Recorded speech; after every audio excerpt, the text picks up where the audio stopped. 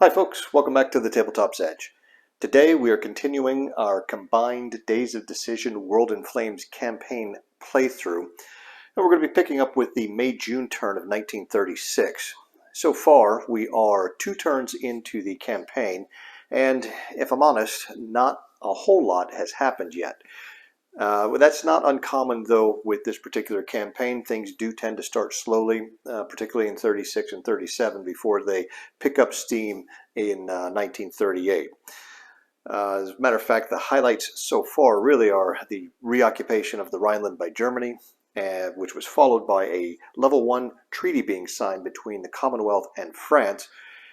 And Ethiopia continues to grind down the defenders in Ethiopia, hoping maybe this turn to finish them off and bring that war to a conclusion. Most of the early action, if you will, really happens in the political phase, and we've seen 2 very short political phases, so not a lot has been happening, and that's one of the main reasons why we haven't seen much. So hopefully this turn we get a little bit longer phase, and we have an opportunity to get more countries able to play or attempt to play some political options, and we get a little more diplomatic action going on the map board.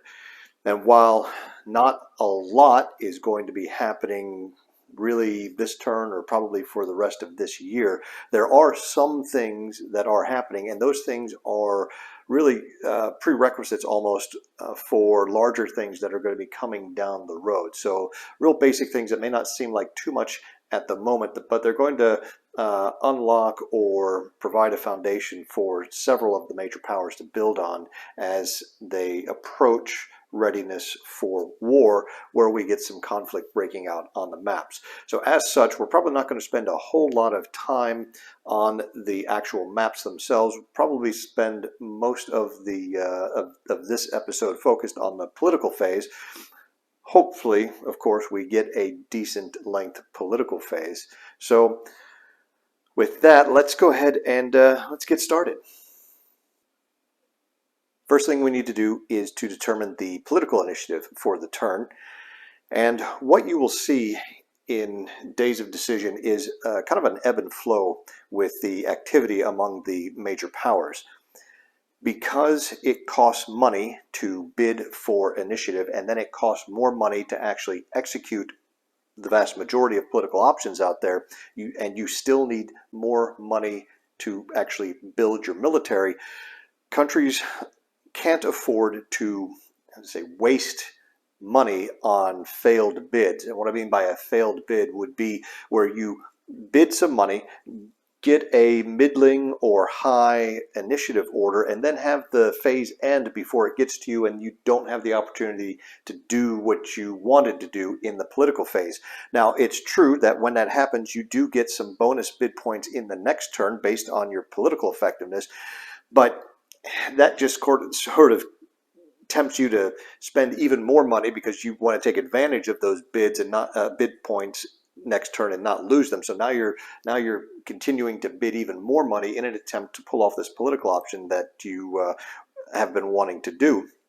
So major powers will frequently kind of save up, get in a position where they can afford to bid what they think or hope is a sufficiently high number of money on their bid to secure a low position here, and then have some money left over to pay for the option, and then take a few turns off and not bid anything to build back up their bank in order to allow them to go out and bid heavily again. Because again, when you're spending money on a political initiative, you want to make sure that you're not wasting that by ending up down here with one of the higher position initiative positions. Now, last turn, both Germany and Japan bid, but did not get to attempt to play an option because the political phase ended before it got to them.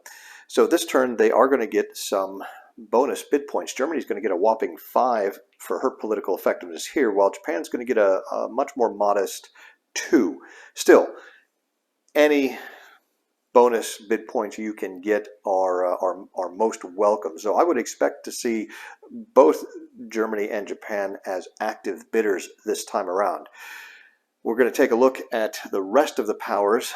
France actually has something she needs to get done, so she may decide to go ahead and try and do that this time, or she may hold off. She's got another few turns to do what she needs to do. The Soviet Union, as if you'll recall from, I think it was the January-February turn, wanted to, or maybe it was last turn, and she might be getting, nope, she's not. She didn't bid last turn.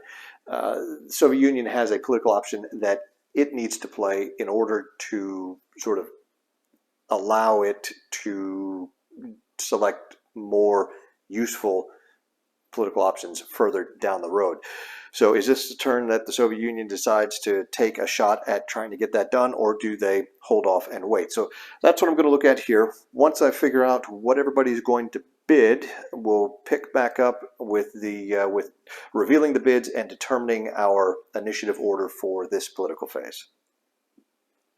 Well, all the major powers have now recorded their bids, and we will reveal them shortly to determine our initiative order. Several of the major powers, though, have been handicapped by their current financial situation.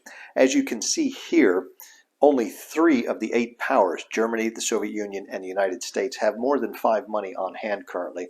And most of the major powers want to avoid getting into deficit spending at this point in the game, particularly since their production is so low. It'll take them a long time to dig themselves back out of that hole that they find themselves in if they decide to overspend right now.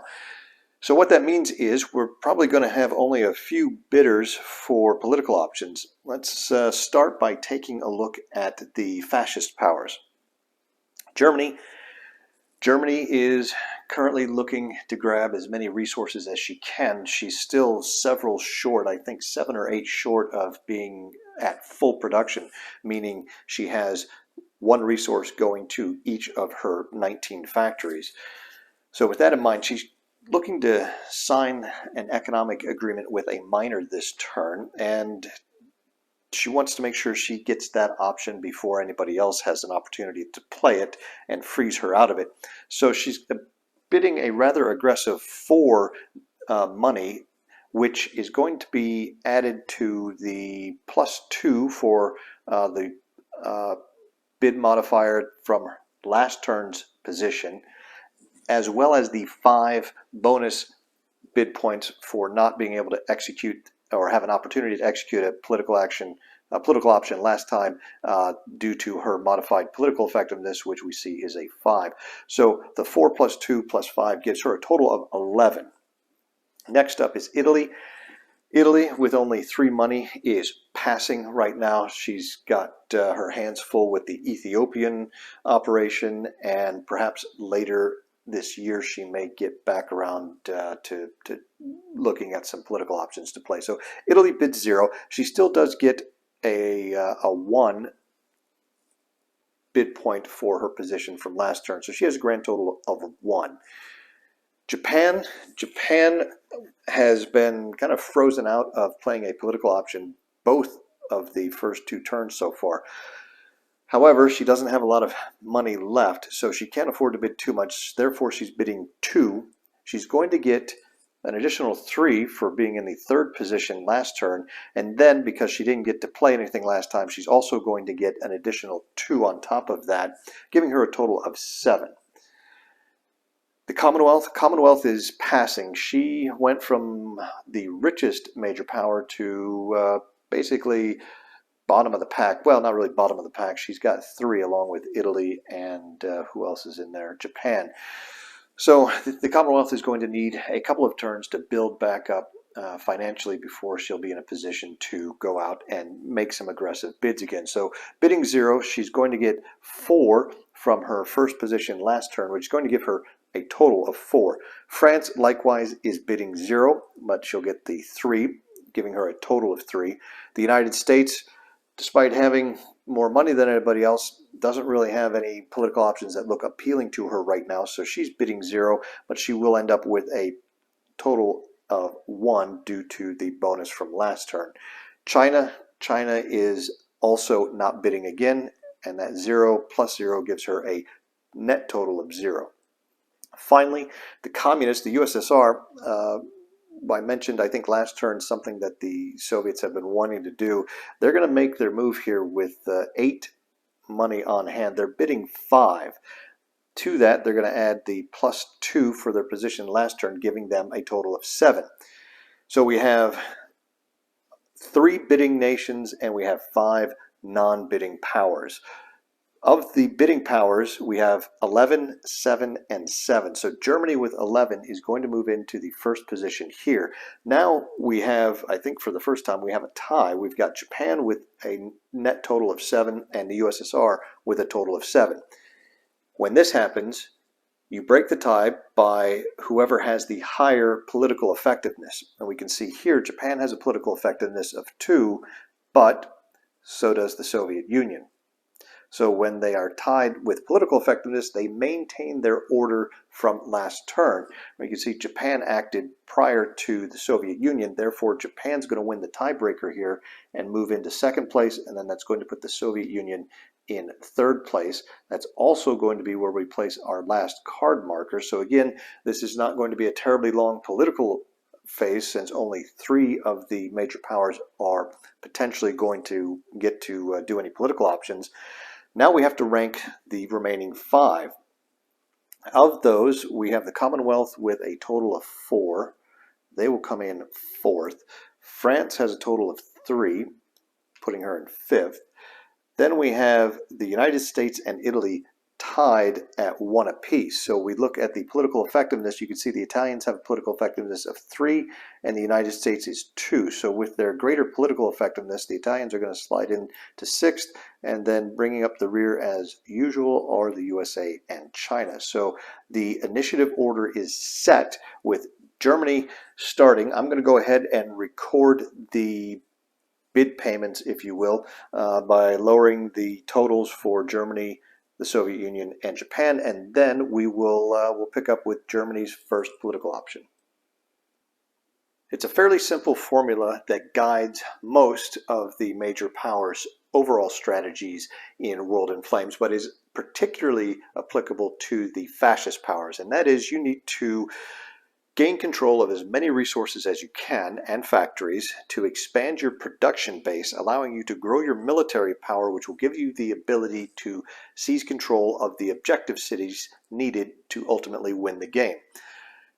And with that in mind, Germany early on is laser focused in getting to max production as quickly as possible. She doesn't have the military power right now to be able to take control of resources by force, so she's going to have to use some diplomatic means by signing minor economic agreements, and that's exactly what she's going to do here by selecting IPO 2.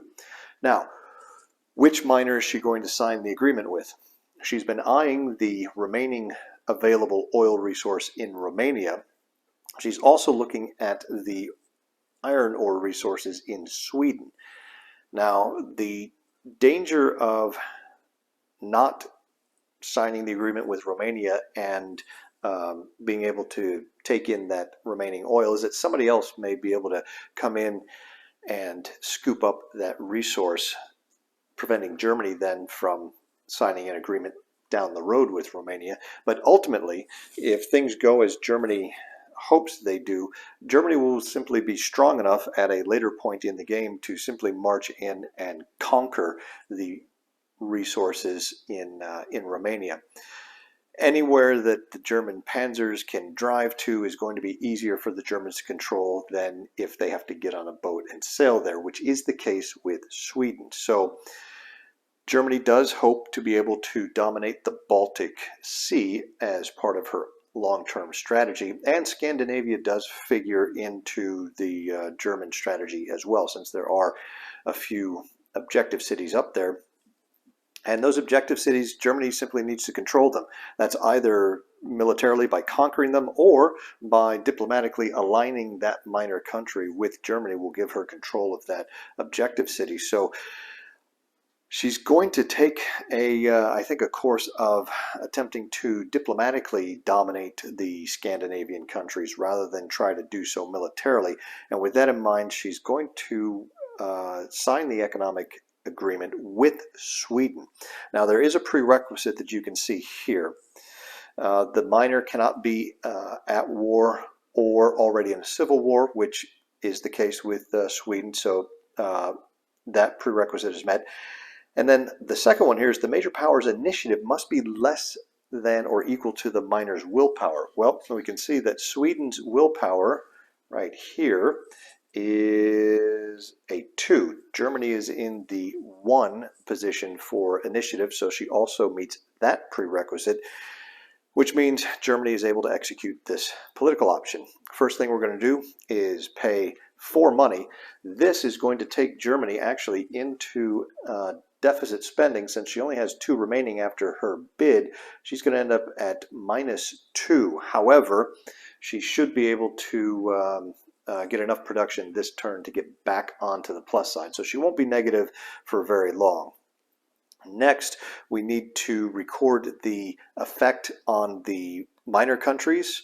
And you can see here, it's just the specified minor country is going to be a +1 for signing it. So Sweden is going to get 1 German influence in Sweden, and that's it. And then the U.S. entry is for 1936 is a 0, so no effect as far as the United States is concerned. And then lastly, we're going to implement the option, which in this case just gives Germany access to a second resource from Sweden. And then finally, Germany is going to have to activate one of the minor countries that has some influence markers in it. So that's going to send us over to the map board as we decide which country we want to try to activate. Well, there aren't a lot of great options for Germany right now. As you can see, there aren't that many countries with a lot of influence in them for anybody, and that's largely because there simply haven't been a lot of political options played. Romania, while Romania does have a +1 for German influence and +1 Italian influence, that's probably going to be a bit wasted. Remember, we're looking for at least 2 influence in order to move the minor marker one direction or another. Both Czechoslovakia and Poland, the Commonwealth has more positive influence than Germany, so if we activate either of those, chances are that's going to be counterproductive for Germany by moving either of those countries closer to the Commonwealth. And again, in Scandinavia and Denmark, there's not much in the way of influence. Argentina has -1 influence for the Commonwealth, which again, if we activate them, that would just kind of be a waste. Portugal is a +2 Commonwealth influence. We don't really want to help them out there. And I think what we're going to end up doing then is probably activating Belgium here. It does have +1 Commonwealth influence, but it has +3 German influence. So let's activate Belgium. We'll head over to the political display and we will resolve the influence. All right, here we are at the political display. You can see Belgium is located here in the Democrat ideology. You can see just the top edge of the fascist ideology. Germany is just off screen, a couple hexes to the south there. So any positive influence towards Germany for Belgium is going to move Belgium in this direction generally, and you can see where the Commonwealth is currently located. Now we have 2 influence markers that we have to resolve. The nation that activated the country gets to decide the order in which these influence markers are implemented, and it can make a difference, and I'll illustrate that here since this is our first time looking at this. But we have +3 influence for Germany and +1 for the Commonwealth. Now, normally it costs 2 influence in order to move 1 hex on the display. However, we're going to have to add +1 to that for moving towards you in another ideology. So with Germany with 3, it's going to cost 3 for Belgium to move to this hex here because they're in the Democrat ideology. It's going to be 2 + 1 towards Germany. The other hex that is potentially legal would be to move closer here, getting them outside of the ideology. However, not only would we have 2 for the hex plus 1 because they are in the other ideology moving closer to us, but there would be a further plus 1 for crossing this boundary here between the ideology and the neutral zone. So that would require 4 influence to move the marker into this hex. What we're going to do is spend our 3 to move Belgium 1 hex closer to us, and then we have to resolve the 1 influence for the Commonwealth. Actually, take that back. This is a good illustration of why we do this. What we're going to do is leave Belgium here, and instead we are going to resolve the Commonwealth influence first. The Commonwealth has 1 influence. They're located here, so positive influence is going to move Belgium into this hex. Now, it costs 2 for the base move. It's -1 when you are moving towards you in your ideology. So moving towards the Commonwealth in this ideology, it costs 2. It's going to be -1 for a cost of 1. However, there's a boundary here between the Social Democrat faction and the Free Market faction, which is going to add 1 to that. So it's 2 -1 for being in the same ideology, plus 1 for crossing a boundary. So the cost is 2.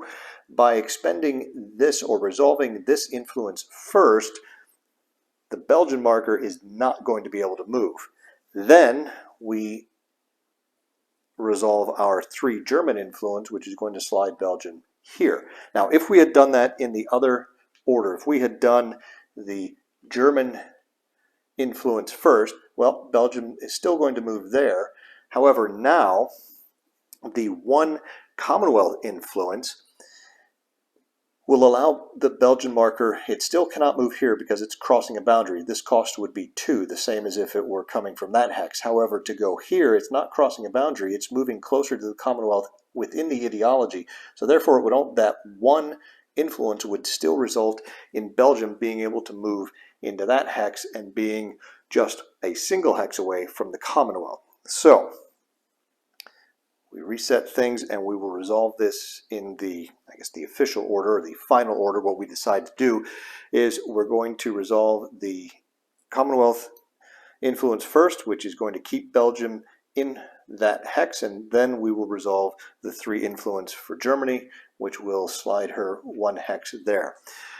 That was a pretty good example, I think, of how the influence works here, and hopefully gives you a little better idea than what we've seen to date, and it also shows you the importance of figuring out the order in which you want to resolve the influence markers for that particular minor country.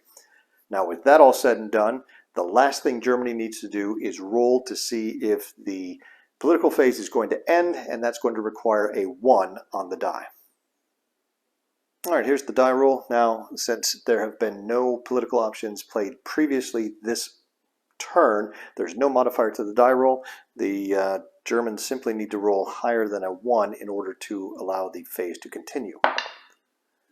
And a 4 does so, which means the last card marker now is going to slide down to the 2nd position, and that's going to put Japan on the clock for a political option. Now, Japan is following the same basic strategy as Germany at this point, and that's trying to increase the number of resources she can get her hands on. Now, there are plenty of resources and factories in China, but Japan is probably about a year or so away from being ready to actually launch an invasion of China, and she doesn't want to wait that long to try to increase her production. So she's going to try some diplomatic means. Now, unlike Europe, there aren't really a lot of minor countries in the vicinity that Japan can draw some resources from.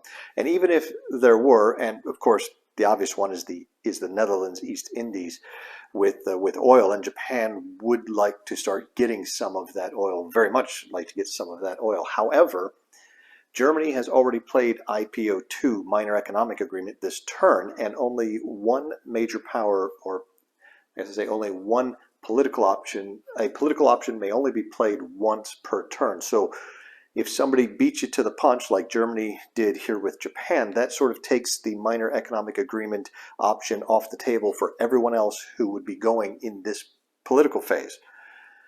So what options does Japan have at this point? Well, she does have a country-specific option, and it is option 10 here, Japan option 10, the Tientsin crisis. This has a prerequisite, and it's that Japan's initiative position is less than the Commonwealth, France, and the United States, and Japan is at peace with Commonwealth and the United States. Well, she's at peace with Commonwealth and the United States. She is in the 2 position on the initiative track, whereas Commonwealth and France are in 4 and 5, and the United States is in 7. So Japan does meet the prerequisites here for this option. It's going to cost her 2 money, which is going to take her, like Germany, into deficit spending, but just barely. That's going to leave her with -1 for the moment. And what does this do? Well, the Commonwealth provides a Malaysian resource to Japan while they are not at war with one another. So Japan is going to be able to get one of the Malaysian resources. She will have to establish her own convoy pipeline to Malaya to bring it back home, but she will be getting one from Malaysia, at least until the Commonwealth and Japan find themselves at war. So, having paid for the option, we look at the effect on the minor countries. We can see we've got +1 for Argentina, Chile, Iraq. We've got a -1 on the Netherlands, Portugal, +1 on Siam, and -1 on Venezuela. And then the U.S. U.S. doesn't particularly care for this. It's going to be a +5. That's going to increase the U.S. entry against Japan from 0 to 5. I'm going to go ahead and record the increase here in the U.S. entry, as well as placing the influence markers in the countries listed. And then we will, let's see, then Japan is going to have to activate a minor country somewhere, and we'll resolve the influence markers in said country. So we'll pick up here in just a minute. Well, there are a few options in Asia and the Pacific. You can see Siam here and Iraq each have +1 influence for Japan. Saudi Arabia has +1 for Commonwealth. None of those are very good options. So Japan's going to look at the European countries, and again, not a lot of great options here. So Japan is going to activate the Netherlands here. It does have a -1 Japanese influence. However, the Netherlands is in the center of the neutral zone, which means it's going to take 2 influence to move the marker at all. So this -1 is basically just going to be spent or blown off or wasted. So the last thing Japan needs to do is roll to see if the political phase ends here, or if the Soviet Union is going to get a chance to do something. Japan needs to roll a 1 on the die to end the political phase. However, because Germany did resolve a political option previously this phase, that means there's going to be a -1 die roll modifier to the die. So let's see what happens here. The roll is a 10. -1 is a 9. The phase does not end, which means we're moving on, and now the Soviet Union will have an opportunity to do the political option that they want to. Now, the Soviet Union is going to select for its first political option of the game, Russian option 6, purge. And this is a little bit earlier than the historical Red Army purges began. I believe those were in 1937, but there are a couple of reasons why Stalin wants to get this option selected and out of the way. First, and perhaps primarily, is the fact that the Soviet Union may not declare war on any other major power unless option 6 has been chosen. So without this option being selected, Germany will have a free hand in Europe, knowing that the Soviet Union cannot declare war and stab her in the back. Likewise, Japan will not have to worry about a threat from the Soviets in Asia. So to keep at least some realistic threat, or to help keep the fascist powers in check on both maps, the Soviets are going to need to play this option. Also, this option is going to increase the Soviet Union's political effectiveness, and we'll take a look at that in just a second. As a matter of fact, let's just go ahead and look at what the option actually does. We can see here that it's going to cost 3 rubles, which is going to take the Soviets down to 0 on hand. We have a number of minor countries that this is going to affect both positively and negatively, so I will go ahead and put the control markers out in these minor countries here shortly. Interestingly enough, the U.S. entry, the U.S. reaction to this is rather positive at a -4. And I suppose that probably has to do with the fact that the Red Army is going to shrink in size as a result of this. Because if we look down here at the effects, playing this option increases the Soviet Union's political effectiveness by 2. That's going to raise it up to a political effectiveness of 4, making it second only to the Germans at 5. That's going to come in handy down the road for a lot of political and diplomatic actions that the Soviets will potentially pursue.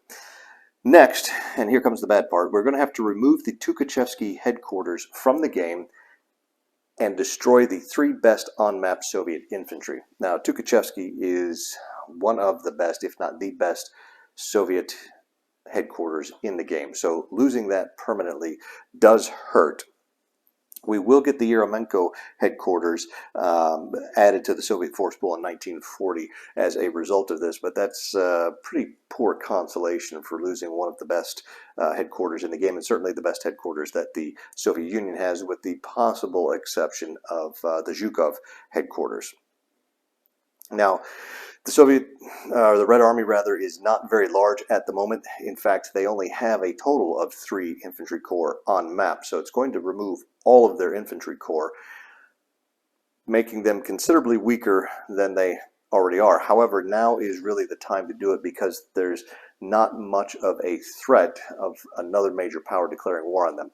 The only one that really has any possibility of doing so would be Japan, and Japan has all of their mainland forces in Manchuria aligned against the Chinese right now on the southern border of Manchuria. So while it's not out of the realm of possibility that the Japanese could redeploy them northwards and then declare war on the Soviets, it's not very likely, and if they do, the Soviets can probably contain that damage, as they will be getting at least a few reinforcements here in the short term. And the infantry corps that are being removed, you'll note it does say you have to remove not just 3 infantry corps, but the 3 best on map. And right now, all of the infantry corps are 3 combat strength, 3 movement, so they're really not very good units at all. And what remains in the force pools to be built out are all better than these units. Now, these units are not going to be removed from the game. These units are going to go back into the force pool. The only unit that is permanently lost is, unfortunately, the headquarters. So what I'm going to do now, I think, is go ahead and place the control markers in the appropriate minor countries. I'll go ahead and remove the required units, and then having paid for the option as well, the Soviets will then need to activate a minor country. So we'll pick up at that step over on the maps. All right, as for the implementation, we're going to remove the 3 infantry corps. We have 1 located here in the Far East. The other 2 are located in European Russia, one here at Minsk, and the other one up here at Leningrad. And then finally, removing from the game is Tukhachevsky here. As you can see, he's a 755 headquarters, so that's quite a blow to the on-map Red Army, but as we mentioned, there's no real threats looming on the horizon right now. As far as the influence and the reaction of the minor countries, you can see there's just this swath of red markers. Basically, everybody in Eastern and Northern Europe, down through Turkey and into the Middle East, had some sort of opinion on this. And so the Soviet Union, most of these are on the order of a +1 or a -1, so not a large amount of influence created by the act. And I think most of the positive influence stems from the fact that the Red Army has just been decimated. The Soviets are going to choose to activate, however, the Balkan states here, because they do have a +2 there. So let's go ahead and activate the Balkan states, and then we'll take the marker over to the status display and resolve it there. Here we are at the status display. We only have a single control marker. In this case, it is a Soviet +2 control marker on the Baltic states. The Baltic states are currently located here in the center of the neutral zone, and therefore spending or resolving the 2 influence is going to shift them 1 hex in the closer to the Soviet marker located here in the middle of the communist ideology. So they will slide out of the center hex, just one hex here, and a little bit closer to the Soviet Union. Now it's going to take more work on the part of the Soviet Union to bring them fully into the communist ideology, and then eventually, hopefully, stacked with them where they can align them and take full control of them. But with that resolved, that is it for the Soviet political option. And as you can see here, the last card marker has reached the second last card marker, indicating that all of the major powers that bid for initiative this turn have in fact gone. So there's no need to roll the die to end the political phase, because it will now automatically end. And with that, we're going to shift into the whiff portion of the turn. And that's going to start off with the reinforcements and weather. We can see the reinforcements for May-June are pretty light. The Japanese get a heavy cruiser and a light carrier that are going into the construction pool here. And the only other reinforcement is going to be an infantry corps for the Soviets. I think we're going to place that out in the Far East. As we mentioned, Japan is the only real threat or potential threat to the Soviet Union right now. So they're going to try and bulk up their Far Eastern forces here to deter the Japanese from getting any ideas. And once that gets placed, actually, while we're over here, we'll just go ahead and go on to the initiative stage. The initiative stage, we need to roll for initiative. As you can see here, the fascists are going to have a +2. The communists get a +1, and the Democrats will have a 0 modifier to the die roll. So first up are the fascists with the red die and the Democrats with the green die. So the fascists get a 3 + 2 is 5. Democrats get a very nice roll of 10, and the communists with a 6 becomes a 7. So the high roll are the Democrats. Then the communists roll a 7, and the fascists come in last with 5. Now, technically, with the way initiative works with this three-sided initiative, the power or the ideology that rolled the second highest total has the option to go has the option to go after the lowest initiative total, which in this case would be the fascists. So the communists could choose to go after the fascists, and then the ideology that rolled highest gets to choose their place in the order. They can go first, second, or third. But there's not a whole lot going on the maps right now. But I think we'll go ahead and we will do just that. The communists will go after the fascists, and the Democrats will choose to go last. That puts the fascists up first, and means that if they do get that extra impulse, like the Democrats have done, that will maybe get them off of that +2 modifier down the road. Again, it's not terribly important with initiative order right now, just because so little is actually going on the maps. But I just wanted to maybe explain that a little more fully than I have in the previous turn. So first up, it'll be fascists, then communists, and then finally Democrats. With the initiative order determined, we now are going to roll weather for the first set of impulses. And the weather at the end of last turn was really miserable. It was a 1 in March, April, which means there's going to be a +2 to the weather die roll on this impulse, which means we should have pretty good weather everywhere for at least the beginning of this turn.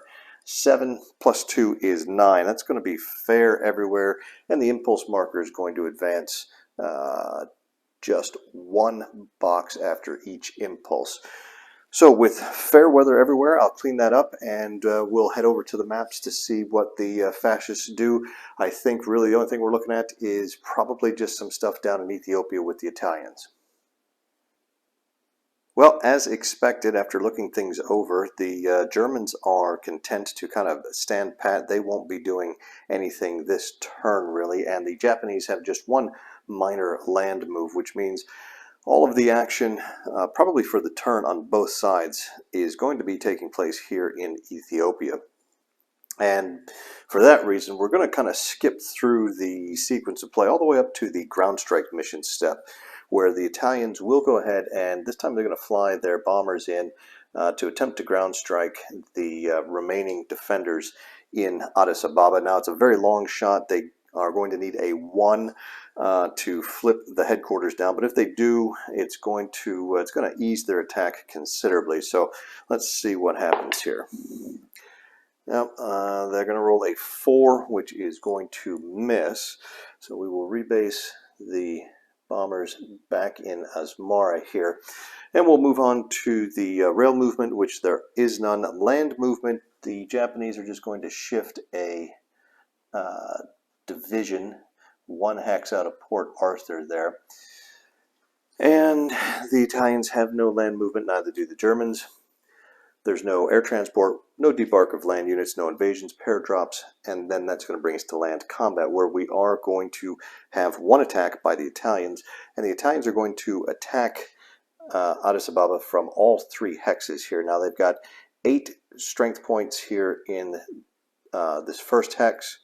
They have another 9 in the hex with Badoglio, for a total of 17, and the Met Corps is going to be halved attacking across that river for 2.5, so it's a total of 19.5, which will round to 20, versus a defensive strength of 2 doubled for the mountains is 4, so 20 to 4 gives the Italians a very nice 5 to 1 attack, and the Ethiopians are going to choose the assault table.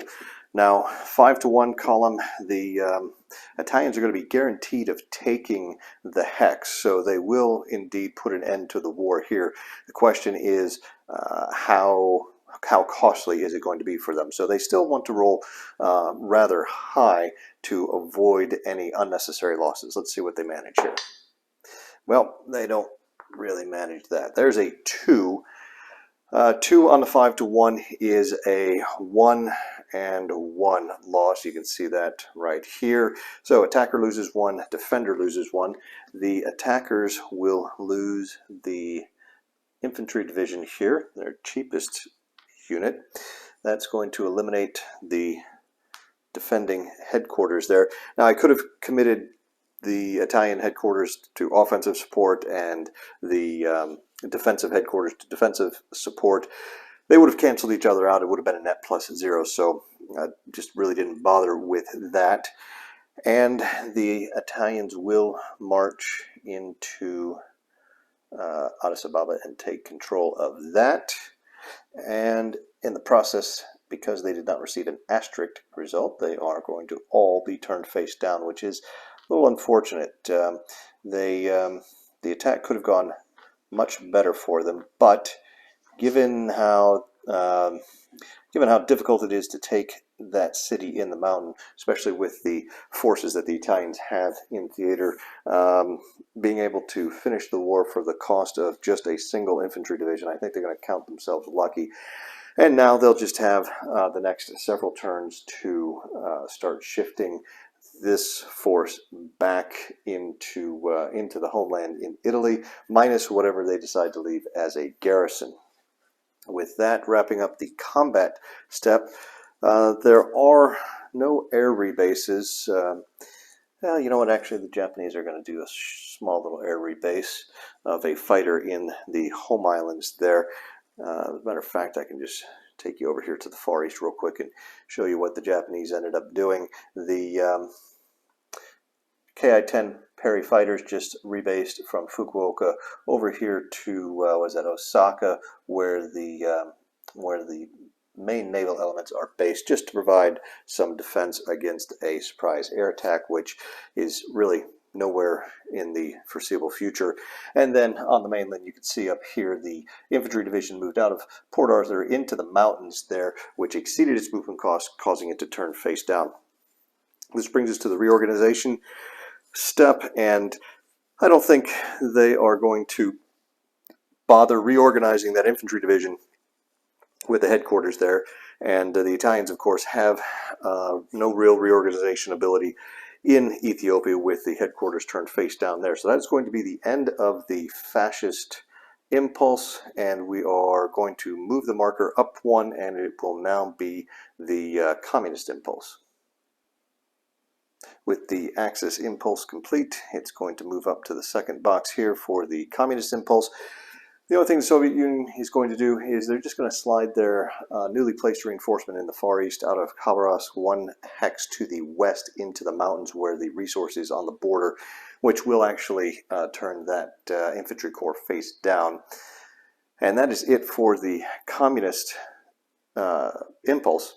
So now it becomes a Democrats' impulse. The Democrats, really looking around, don't have anything that they are going to do, so we can skip right ahead and go right back to the fascist second impulse. We're going to roll for weather here, as it could impact the next turn's initial starting weather if it rolls poorly enough. We rolled a 10, which is going to be fair weather everywhere, and the impulse marker is going to go up a single box at a time. So here we are back on the track, and then rather than make you watch me slowly and painfully slide this up however many times it's going to take, I'll just go ahead and cut here. We will see we're starting at the axis third impulse here. There's still no chance to end the turn, but there will be once we get back around to, looks like, the communists, unless bad weather pops up. So let me go ahead and take care of that. I'll let you know where this turn finally does end, and then we can pick up with the end of turn stage. Well, the turn finally ended after the fascist fifth impulse, which was actually which gave them one more impulse than both the communists and Democrats, which caused both of their markers on the initiative track to move a box to the right. So next turn, the Democrats will be getting a +1, the communists will be getting a +2 along with the fascists. With the end of turn stage, no partisans, no U.S. entry. Return to base, there's nothing to return to base, which brings us to final reorganization. I will go ahead and flip back up all the Italians in Ethiopia, as well as the Soviet and Japanese unit that are face down, and that's going to put us right into production. So we'll get to production here in just a moment. And looking at the production circle after everyone has finished their production, we'll start off with the communists. You can see the Soviet Union here built one infantry corps, and they spent 3 build points trying to replace, of course, the 3 units that they had to remove from the map due to the purges. Next up with the fascists, Germany laid down not 1 but 2 battleships this turn. And the Italians, as you can see, also began construction of yet another aircraft carrier. So the Germans spent 4 build points and the Italians 2. The Japanese, foreshadowing perhaps an impending land campaign at some point in the not too distant future, began construction of a cavalry division, and they also built a carrier plane. Now, the game refers to these as CVPs, carrier planes. In our local group, we often refer to them as CAGs, C-A-G, for carrier air group. So if you hear me inadvertently mention CAGs, that's what I'm talking about. It is a carrier plane. And Japan spent a total of 2 build points. The Commonwealth continued building up their merchant marine. They built 2 tanker points and a convoy point, in addition to a CAG here and 2 heavy cruisers. And beneath those 2 heavy cruisers, you can see the United States laid down 3 light cruisers, in addition to training another pilot and a carrier group of their own. So the United States spent a total of 5, as did the Commonwealth. And then finally, France built 2 tanker points here, again trying to get the shipping together to be able to reach out and pull in the Commonwealth oil resources that are being lent to them per the trade agreement that's in place. And finally, China once again passed on building anything, which will leave her with 3 yuan in the bank. The Commonwealth is down to 3 pounds. The Italians have 3 lira. France is left with 2 francs. The Germans are only sitting at 1 Reichsmark. The Americans have $8, and both the Soviets and Japanese are at 0 as far as money. So in the upcoming political phase next turn, I don't anticipate a whole lot of bidding, and if there is any bidding, it's probably going to be very minimal at that. So it'll be interesting to see which, if any, of the major powers decide to try to do something. Somebody may try to slip something through on the cheap. You never know. We'll have to wait and see. Now, with production out of the way, that just leaves conquest, and with the fall of Addis Ababa in Ethiopia, Ethiopia is now conquered by the Italians, and I will go ahead and do the necessary administrative work on that, primarily removing the Ethiopian units from the game until such time as Ethiopia is liberated. And that is going to wrap it up for the May-June 1936 turn. Appreciate you watching today. We'll pick it up here hopefully in the not too distant future with the July-August 36 turn, and we might, if it's as uneventful politically as I think it will be on the maps here, we'll probably be able to run through July, August, and September, October, I would imagine, in the next episode. So stay tuned for that. Till then, take care, and we'll see you next time.